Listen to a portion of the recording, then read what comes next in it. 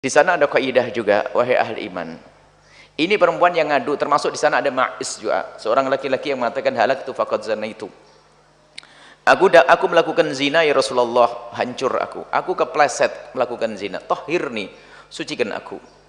Tapi Nabi mengatakan, la'allaka lamasta. Mungkin kamu tidak sampai zina. Mungkin kamu hanya pegang-pegangan saja. Tidak ya Rasulullah, aku melakukannya. Nabi masih menghindarkan dia dari hukuman. La'allaka qabbalta. Mungkin kamu hanya mencium saja. Tidak ya Rasulullah, aku melakukannya. La'allaka fakhatta. Mungkin hanya di antara dua paha, tidak sampai masuk. Tidak ya Rasulullah, aku melakukannya. Setelah 4 kali baru Nabi mengatakan, afi akli syekh, apakah dia kocak otaknya, tidak sehat? Sudah saya upayakan untuk menghindar, tapi ternyata masih dia mengatakan aku melakukannya. Enggak ya Rasulullah, dia sehat. Baik, kalau begitu tegakkan hukum padanya, dirajamlah dia. Nah, kisah Khamidiyah pun demikian. Nah, ini yang harus diketahui, ini ilmu dosa kepada. Tidak dihimbau untuk kita mengadu kepada mahkamah untuk dihukum. Bahkan kalau dosa kepada Allah hendaknya ditutup. Siapapun yang pernah kepleset dalam zina enggak perlu ngadu ke mahkamah, wahai Pak Hakim tolong aku telah zina, hukum aku. Tidak.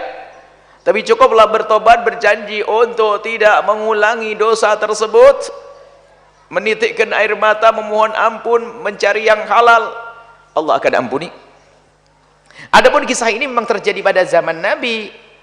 Ini sebagai contoh bahwasanya rajam ada, tapi petunjuk dari Nabi untuk menutup, sehingga para ulama mengatakan iqrar bizina, mengakui perzinaan bukan sesuatu yang terpuji, biarpun untuk dihukum, karena urusan dosa dengan Allah.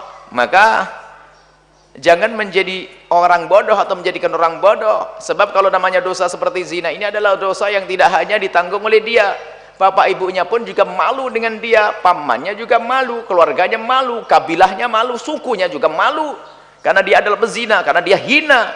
Itulah aib yang selalu nempel di jidat. Kemana pergi orang tahu itu pezina, na'udzubillah.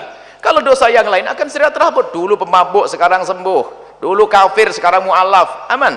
Tapi dia pezina, hina, maka hati-hati dengan zina.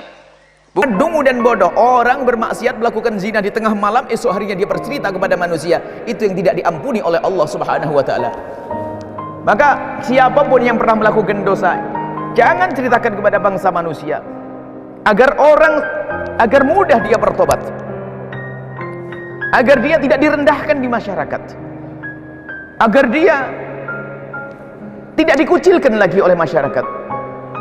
Dan ini pendidikan.